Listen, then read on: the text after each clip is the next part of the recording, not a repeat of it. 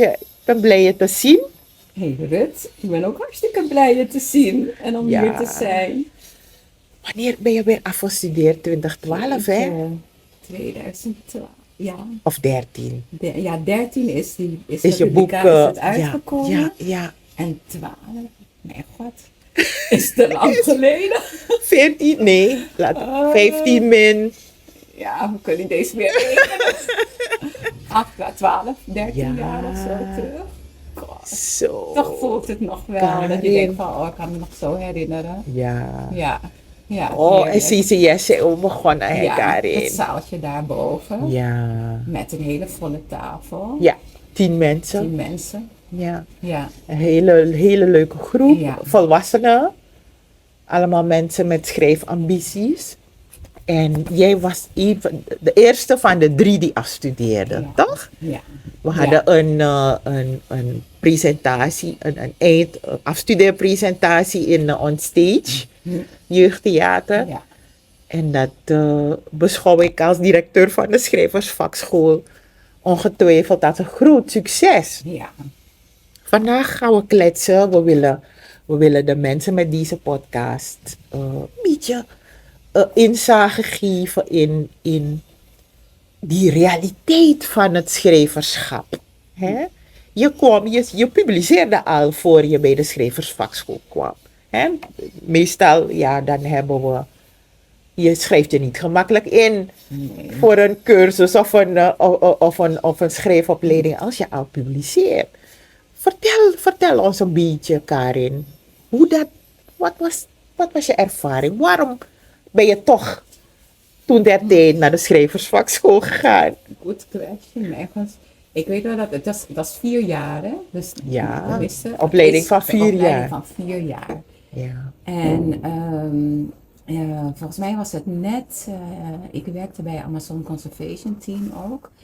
En Claudette, ik werkte samen met Claudette en Claudette zei... Claudette de Bruin. Toch? Claudette de Bruin. Die zei van weet je... en ik had ook al gelezen en ik had ook al van je gehoord, je gaat die schrijversvakschool opzetten. Ik zeg maar Claudette, 4 jaar. Ja, is lang. 4 jaar. Ik ga echt geen 4 jaar een opleiding doen. Dat is echt lang. Ik bedoel, ik heb alles al gedaan. Ik heb gestudeerd, mijn carrière. Ik zat al midden in dingen, weer een dubbele carrière. En dan nog ook weer dit. Ja. Inderdaad, ook mijn kinderen. En ik denk, nee. En toen, maar Claudette was zo overtuigend. Ze zegt, weet je, dit is echt gewoon, dit is toch geweldig. We gaan dit doen, we gaan dat doen. En het is 's avonds en yes. En toen zat ik erover na te denken. Ik denk, maar ik ga... Toen ging ik naar Zuid-Afrika. Toch met die uitwisseling van writers in exchange. Ja. En toen dacht ik, maar ik ga naar Zuid-Afrika en dan begint het al. Toen zei ze, maar je kan ook. Ik dacht, maar het... En toen zei ik, oké. Ze zegt, desnoods begin je en dan kijk je hoe het is. Ja. En dan doe je het eerste dan zie jaar. je en dan zie ik wel Dat ik, ja, waarom ook niet? Want dit is, als ik het echt, en toen dacht ik, als ik het echt, want ik deed wel kleine dingetjes en zo. Ehm, ik dacht, als ik het echt serieus wil aanpakken, als ik echt hiervan iets serieus wil maken, dan moet Ja. dan heb ik gewoon iets nodig om me op dat pad te begeleiden. Want Ja. anders gaat het altijd een soort sideline iets Ding doen. blijven, ja. En dat werd me wel duidelijk. Dat ik dacht van, dit moet ik wel doen Ja. om mezelf ook serieus te nemen. Ja, je Weet eigen je? schrijven. Mijn eigen schrijven serieus Ja. te nemen. En het niet te zien als, ja, het is een leuk, gezellig ding erbij. Ja. Want zo voelde het niet. Nee. Het was Ja. een echte studie, hè. Het is echt een studie. Het was echt een studie. Ja. En Het voor is mij echt was een het studie. ook een avontuur, Karin. Want het was het eerste termijn van de schrijversvakschool. Dus het was sowieso ook een hele grote challenge, hè. Ja. Voor mij om te kijken van oké, hoe ga ik deze toko draaien? En 4 jaar, hè? Ik bedoel, je had het Juist. uitgezet voor Ja, zo lang. ja. En dat de mensen ook, dat wij Ja. allemaal ook dus bleven. Ja, toch? klopt. Ja. En het, je hebt dat alles meegemaakt. Dat we ons moesten aanpassen aan de economie, onder andere aan de situatie in het land. We zijn best door, of jullie, we zijn best door toffe tijden gegaan. Moeilijke tijden. En Ja. ik vind het knap dat je bent gebleven, want dat geeft ons een beetje vertrouwen. Maar wat me nog meer fascineerde van jou, Karin, in mijn observatie, want ik observeer mijn studenten natuurlijk, was dat je 3 kinderen met jonge. De een was een jonge, hele jonge, Ja. die was nog geen tiener. Nee. En de 2 anderen zouden volgens mij waren jonge volwassenen. Dat je, hoe je deed dat? Ja. Hoe deed je dat? Ja. Kan je dat even? Want we hebben het waar. allemaal druk en hoe maak je tijd voor schrijven? Kan je me dat geheim geven? Want ik zoek het ook hoor. Nou, volgens mij heb je het wel gevonden een beetje. Maar, weet je, veel mensen vroegen me toen, hè, van, maar ook binnen mijn familie. Ja. Dat zeiden van, ja, wat ga je nou weer doen? Want ik weet al heel veel. Ja. En ik stond er eigenlijk gewoon niet zo heel erg bij stil. Ik heb nooit gezien dat ik dacht van, oh, ik ga nu iets doen. Nou, hoe moet ik dat gaan doen met 3 jonge kinderen? Ja. In 2012, ja, ze waren echt rond 14 en Klopt. 14, 15 jaar. Ja. Jonger zelfs, denk ik. Ja. Mijn jongste Jude, die was toen misschien 3 of 4 of zo, denk ik. 4. Ja. Misschien nog... Ja. Ja, nee, ouder, want het Aha. begon in 2008, 9. November. Ja, we gaan moksen November met 2008. Met die jaartallen, hè? Ja. 2008. Ja, dus dan was zij 6. Ja. Ja, had je 6, 12 en 14. Zie je? Toch? Ja. De Jude Ze waren was nog tieners. 6, ja. En Shelby, mijn middelste, 12 en Natasha, de oudste. Moeilijke groep. 14. En je kinderen waren, Ja. wat ik me kan herinneren van toen, heel kunstzinnig. Dus je Ja. bracht ze ook overal, Ja, hè? dus ik denk dat dat het was. Dus ik denk ook dat we waren heel erg of we zijn, Artistieke hè? familie. Heel erg eenheid ook. Ja. En ze waren ook heel, ik nam ze ook, ze waren eigenlijk ook we waren deel van elkaars doen en Ja. laten. Dus zij Ja. zaten natuurlijk ook op allerlei muziek, Zuiver, bij kunsten. ons kunstopleiders. Ja. Ze zaten op onstage en drum. En ze wisten dat ik ook schreef en Ja. waar ik van hield. Dus het was voor mij niet een ding om te zeggen van, oh, hoe moet Is er ik dit? extra? Weet je, het is iets Aha. extra's. Het was gewoon part Ja. of wat we al deden. Aha, dat Alleen is het logistiek. geheim. Ja. Alleen logistiek Ja. was het af en toe wel een challenge. Wel een challenge. Dat ik me in allerlei bochten moest Ja. brengen omdat het werd natuurlijk 's avonds. Hè? Ja, Van het was een 7 avond tot 9. 9. negen. Ja. Dus dat was af en toe een ding. Maar ik weet niet of je Ja. kan herinneren dat ik af en toe kwamen ze ook mee. Ja, dan Dan, komen ze mee zitten bij en de dan les. zat de jongste, die sliep dan. Ja. Of die ving dan een deel ervan op. En die Ja. twee oudsten die waren dan met hun huiswerk bezig. Ja, vond ik Dus, helemaal niet erg hoor. dus nee, dus ik denk wel af en toe dat iemand zo af en toe dacht van ergens, wat doet ze Nee, allemaal? nee. Maar ja, weet je, voor mij was weet je, ik ben een soort van opgegroeid met, er zijn geen grenzen Aha. voor dingen die je wil doen. Ja. Dus je bent een soort Prachtig. van, Is een ja. mooie attitude, hè? Ja, Ja. ik denk dat mijn vader en mijn moeder het ze ook zo hebben Meegegeven. meegegeven van, Ja. hey, de wereld is wat jij ervan maakt. En niet Prachtig. wat mensen jou opleggen Ja. hoe je moet doen. En Ja. dat jij nu Ja. die kinderen hebt, ben je veroordeeld tot Nee, A of B precies. of C. Klopt, Dus, klopt.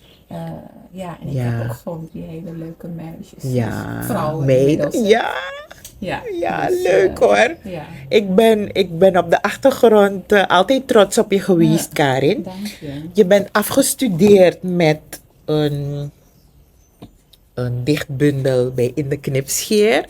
Met wie we de schrijversvakschool toen der tijd een agreement had dat we onze manuscripten naar die uitgever stuurden. Want we wilden vooral niet alleen in die Surinaamse literaire markt bekend zijn, maar ook een breder Nederlandstalig gebied. En je hebt, als ik naar die bundel kijk, 68 gedichten geschreven, Karin. Want dat was minimaal 60, hè? Wat een werk. Ja. Ja. En maar je hebt het gedaan. Ja. Ik hou je boek hier, je bundel hier Ik zie in mijn het. handen. Ja. En ik ga het herhalen. Ik ben ontzettend trots op je, want nu ben je zelf docent, maar we gaan straks daarover praten. Ik wilde dat je dit gedicht voor ons voordraagt, Karin. Omdat ik het zo bijna een sensoor, een voelbaar gedicht vind. Hè, poëzie is de taal van het hart. Ja. En jij, als ik naar je kijk, tenminste, als je Karin Lachmissin kent, dan is haar praten zelfs poëtisch. Ja toch, Karin? Ja, Huh? dat zeggen ze. Dat vind ik Wat wel. vind jij? Dat vind je. zou ik zo Ja. omschrijven. Ja. Maar ik vind het... laat ons horen. Oké. Oh, Ja. van de rivier. Ja, Wat mooi dat je deze hebt uitgezocht, hè? ja. Kinderen van de rivier. Laat een accent jou niet misleiden, want het huis van het hart, waarvan jij de eigenaar denkt te zijn, spreekt haar woorden uit. Laat een accent jou niet misleiden. Transformeer de gedachten waarvan je denkt dat het de mijne zijn. Laat een accent jou niet misleiden, want ik ben kind van de rivier waarin de adem van mijn voorouders stroomt. Begrens mij niet in accenten. Hoor mij spreken met de stem van de Sulas over de rotsen in de rivieren die me hebben voortgebracht. Ik krijg chills, ik krijg kippenvel. En weet je waarom, Karin? Die zorgvuldigheid van je poëzie, hè? Je woordkeuze heeft een hele diepe laag. Of lagen. En ik vond die titel, en je weet het van me, dat die titel is in mijn bewustzijn geprent, hè?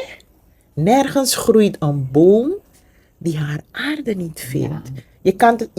Je kan zo'n zin, zo'n regel, een dichtregel, kan je op verschillende manieren interpreteren. Ja. En het was nog een discussie, hè, omdat het een lange, Oh ja? eigenlijk een, dus toen kwam Was het, te lang, hè? was een Te lange vond ik titel. eigenlijk Ja. een te lange titel. Oh, Dus het was de eerste regel natuurlijk uit het Ja. gelijknamig gedicht. ja. Dus het was, wil je zo'n, de redacteur toen, Ja. die zei van, wil je zo'n lange titel? Oh. En Frank Knipscheer zelf, de Ja. uitgever, zei, ja, maar deze titel moet het worden. Want dit zegt alles. Boom, direct, En, it hits you. Dit heet gewoon zo. Dus ik was Ja. zo blij. Want ik denk van ja, het zegt wel alles over de inhoud. En toen was het ook nog een discussie over nergens groeit een boom die haaraarde. Hè? Want de boom is natuurlijk mannelijk. Ja. Ja. Maar omdat, en toen zei hij ook, en dat vind ik mooi van deze uitgever. Die Ja. komend jaar Gaat sluiten. Ja. Maar die zo goed wist hoe taal beweegt en taal en cultuur en omgeving met elkaar verbonden zijn. En persoon die het schrijft. Ja. Die zei van ja, maar haar hele schrijven is vanuit het vrouwelijk perspectief. Dus het gedicht is ook vanuit dat perspectief. Dus je kan gewoon niet Zijn gebruiken. zeggen, want dan klopt het helemaal niet. Ja. Dus En, dat vond ik echt juist heel omdat mooi, het een hè? gedicht is, Ja, Karin, mocht het heb je wel, die hè? vrijheid Ja. om dat taalkundig Ja. te doen. Ja. Zie je? Want Ja. wat veel mensen niet weten, is dat die vrijheid, Ja. ze noemen dat dichterlijke vrijheid, je mag zelf woorden creëren. Ja, Hè? dat vond ik En echt die komen mooi. niet voor Ja. in een en zo ook je eigen grammatica of zo, Ja, snap een je? beetje wel. Of Ja, je moet logica. we hebben je logica wel. En als je het Ja. goed kan beargumenteren. Ja. En ik vond het, want ik was eigenlijk geneigd om te zeggen van oké, weet je wel, dan Ja, moet het, ja. laten we dat ding maar anders gaan doen of zo, toch? Want het is, ik wil niet dat er een discussie komt van hé, want dit is goed of dit is niet fout. juist, ja. Maar hij zei toen zelf tegen me, nee Karin, dit is dit Ja. moeten we gewoon, die haaraarde, want het is, Ja. het is het vrouwelijk leven, Perspectief, het vrouwelijk juist. perspectief. Ja. Van groei en doorgeven. En Ja. dat vond ik echt mooi. En ik dacht van, oh, ja, inderdaad, terwijl het mijn gedicht was. Ja, ja. Maar dat iemand anders het leest en het ook ziet. Klopt. Dat Nee, is mooi. dat is. Ja. En ik zet het voor zoveel dingen in. Voor relaties. Hè? Ja. Dus vertrouwen. Hè? Ja. Als het begin. Hè? Pori is bedorven. Ik zet het ook in voor politiek. Ja, het werkt heel Bij, goed. bij het ontstaan Ja. van hè, zou kunnen. Dus iedereen heeft en dat doet, tenminste, ik denk dat dat de functie is van poëzie. Ja. En ik weet dat poëzie, want je bent een allround schrijfster ook, maar poëzie is je grootste liefde, zeg maar. Ja. Kan je me daar meer, want je leeft, je ademt poëzie, heb ik het vermoeden en gevoel. Kan je me een beetje, hoe ziet je creatie of creatief proces eruit? Ja, ik vind het echt gewoon, dit is wat je wel altijd hebt gezegd, hè, dat je als je mijn teksten las, dus zei jij ook altijd tegen me van, ja, je bent gewoon, je schrijft poëtisch. Of Ook dit is je proza poëtisch, teksten schreef of je. mijn proza is Ja. poëtisch, soms moest ik wel meer in die proza structuur. Of Ik gaan. weet dat zei nog, van- ja. Dus soms zag ik die dingen ook niet, die Aha. dan, weet je, die dan anderen zeiden van, ja, maar het is poëtisch, terwijl het voor mij gewoon mijn taal Ja, is. ja. Maar het mooie vind ik van, kijk, we praten heel veel. Ik zelf praat ook best wel vaak en veel. Mhm. Maar dus poëzie dwingt je om over elk woord op na te denken. En eigenlijk in zo weinig mogelijk woorden dingen toch vorm Uit te drukken, geven, ja. uit te drukken. En ik weet niet, ik heb een beetje aversie tegen alles letterlijk weergeven. Aha. En poëzie kan, ik denk van ja, dat weten we al, maar poëzie kan Is op een juist andere manier, metaforisch. Je kan op Veel. een andere manier en mensen en jezelf een ingang bieden om het leven te begrijpen. Ja. Om dingen die je voelt of die je ziet te vatten. Want het leven is best wel ingewikkeld. Nou, En dat is het ook zeker. Ja, Hè? Met Surinaams en het Suriname. En met alles wat ons hier heeft gebracht. Wie we zijn, wat we doen. ja. En wij als mensen zelf, hoe we ons Verhouden tot elkaar tot in dit elkaar. leven. Ja. Vind ik dat poëzie wel echt de taal is om dat samen met een of andere manier te neer te pennen of Pro- dat ja. proberen te vatten of Of zo. ja, je daarin Daarin een soort van expressie ja, te je vinden. expressie te vinden. Ja. Zonder dat je dat helemaal hoeft uit te Ja. leggen. Dus je hebt nog vreselijk veel ruimte om nog heel veel te kunnen, Ja. kunnen doen. Ja. En ja, je vroeg een beetje het creatieve proces. Ik denk dat ik wel een beetje wars ben om te zeggen van, oh, ik wacht op inspiratie om Nee, dingen te doen. Want dan zou ik lang wachten. nee, want dan zit we ik geloven al lang niet meer in. Ja, dat in, gaat niet. Dus nee. dat creatieve proces is dat ik best wel heel veel, dus alles wat ik, dus dingen dat ik best wel heel erg gevoelig ben. Mhm. Dus dat is Je gewoon hoe ik observeert, ben. ja. Dus ik observeer heel Ja. veel gewone dingen. Ja. En dus ik, ja, dat leg ik vast. Of ik leg het ook echt vast qua foto's. Dus Ja. dat ik echt foto's maak. Ja. En dat ik ook gewoon woorden of zinnen opschrijf. Weet je wel? Ja. Dat ik iets zie. Of ik rij achter Aha. een truck aan. Weet je wel? Laatst ook weer. Ja. Dan zie ik zo'n ding met al die houten planken. En dan is er een rode of Vlag. Eigenlijk wordt er een rode vlag. Maar iemand heeft waarschijnlijk een sjaal of wat gebonden. En dan denk ik van, Leuk. waar komt die sjaal Ja, vandaan? ja, ja. En dan ga je gedachten. En dan gaan mijn gedachten nemen een hele loop met me. Leuk, Weet ik ja. veel, heeft hij het van zijn vrouw, die vrouw daar achtergelaten, is die vrouw weggegaan, weet ik het wat, heeft hij... Nou ja, anyway. Dus dat soort kleine, dus, Leuk. dus al die kleine details. Details, als ik nu ja. ook om me heen kijk of een hond. Weet je wel, Ja. ik vertelde je net wat eerder over een hond die zich zo Ja, ja. uitstrekt op straat. Dus allemaal kleine dingen die ik vind van, laten we een beetje stilstaan bij wat we gewoon zien. Het minimale. Het minimale, omdat het minimale ons best wel heel veel zegt. En dat je met het minimale iets groters kan vertellen. Maar dat is per definitie. Als Ja. ik kijk naar gedichten van Srini en Slori, is de detail Het is echt een in detail. poëzie is Ja. juist. Ik weet niet meer welk gedicht het precies is, maar ik weet niet of het Srini was, maar Srini had iets over de wind geschreven. Ik denk dat het Srini was. Misschien, ja. En Ja. het was zo voelbaar. Ja. Wie schrijft over de wind? Leg even uit. Ja, en dat je gewoon ook echt elk stukje, weet je, van Ja. dus je... ik weet, een van onze docenten had Ja. het ook, die kwam, die was in de tuin, ik weet niet waar, weet je, buiten, op Ja. locatie, gedicht op locatie. Ja, Volgens mij Margriet. ja, Toch? van Webber. Ja, Margriet van zou Webber. kunnen. Ja. En dat je gewoon inderdaad moet observeren. Dus je bent heel snel geneigd om gewoon je woorden die je hebt, om daarmee wat te doen. Juist. En zij bracht ons ook terug om gewoon opnieuw te kijken naar de dingen. Ja. En gewoon dat te beschrijven.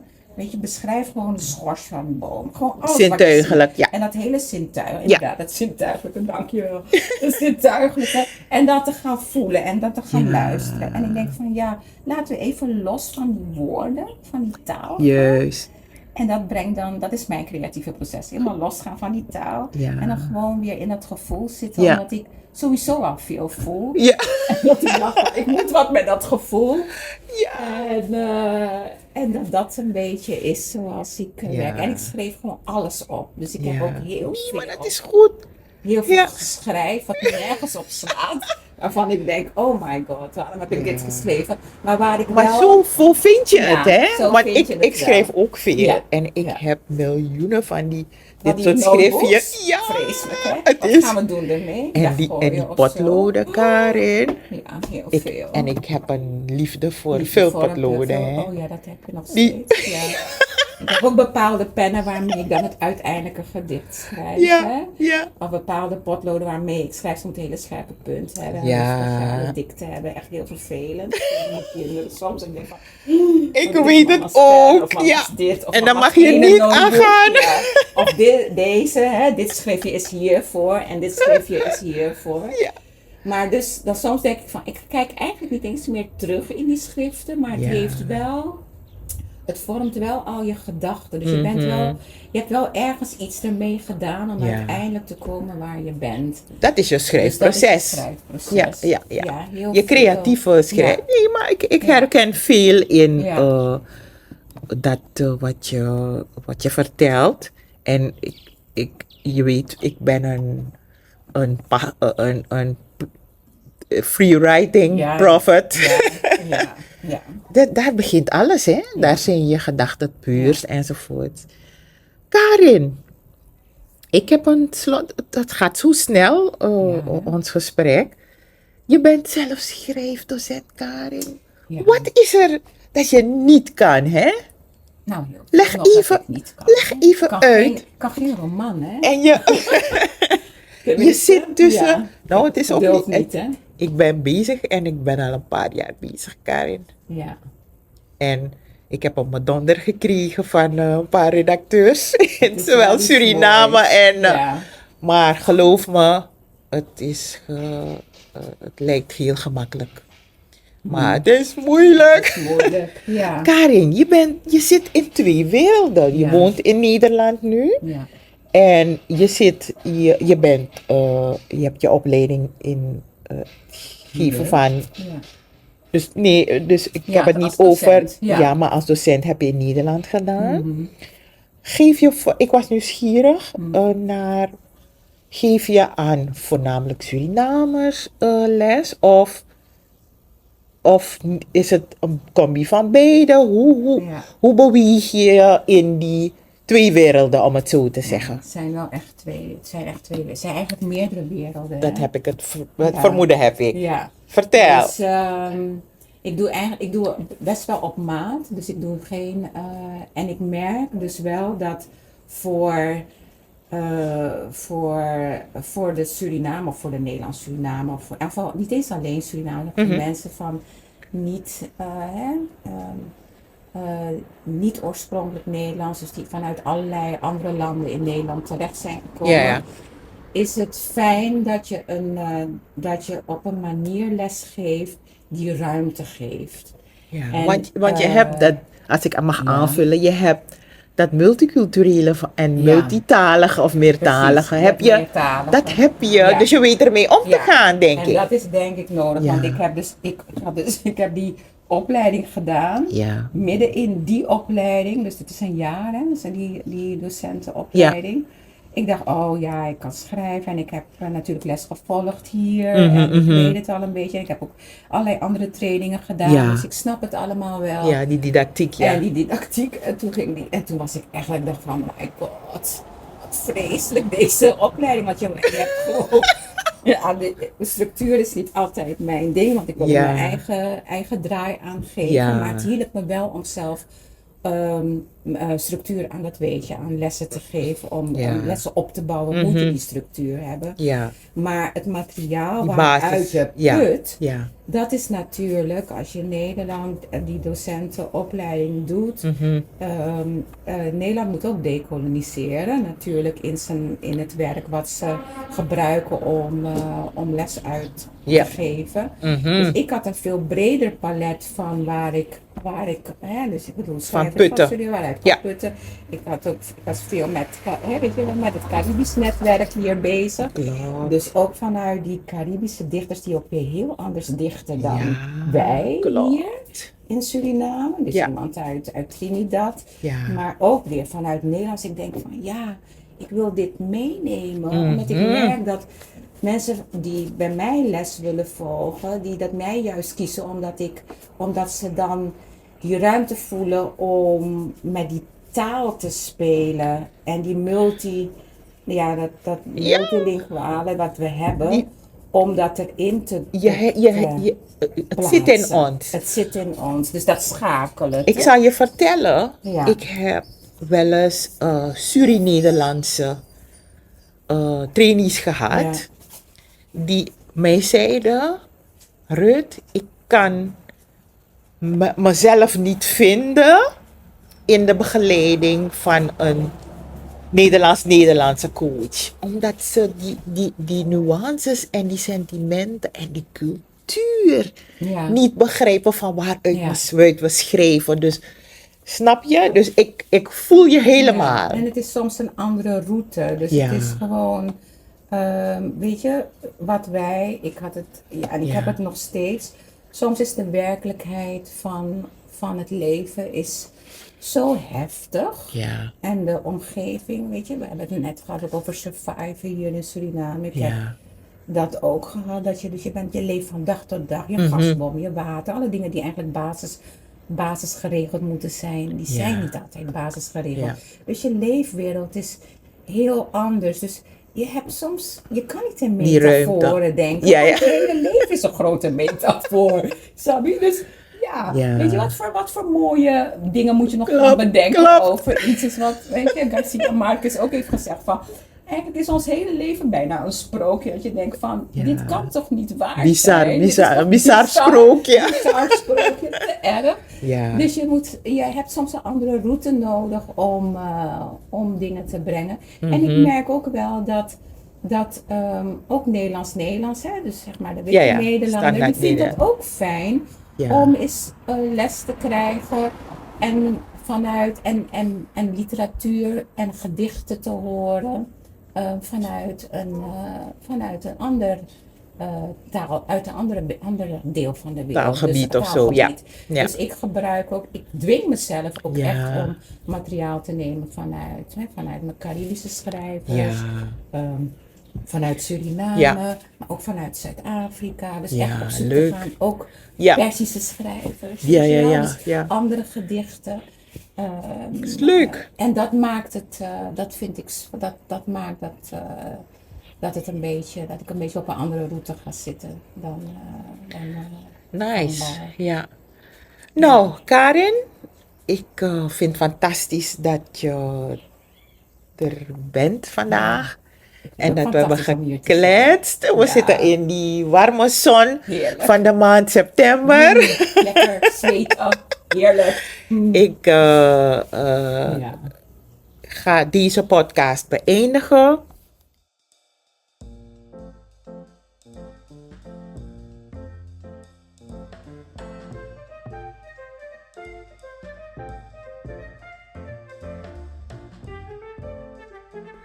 Hopelijk heb je genoten van deze editie van Hier en Nu, een podcast over Surinaamse talen en literatuur. Wil je ons ondersteunen? Dan mag dat graag zelfs, want we doen dit vrijwillig. We moeten nog wat equipment kopen, zodat we goede, scherpe opnames kunnen maken. Dankjewel en tot de volgende keer.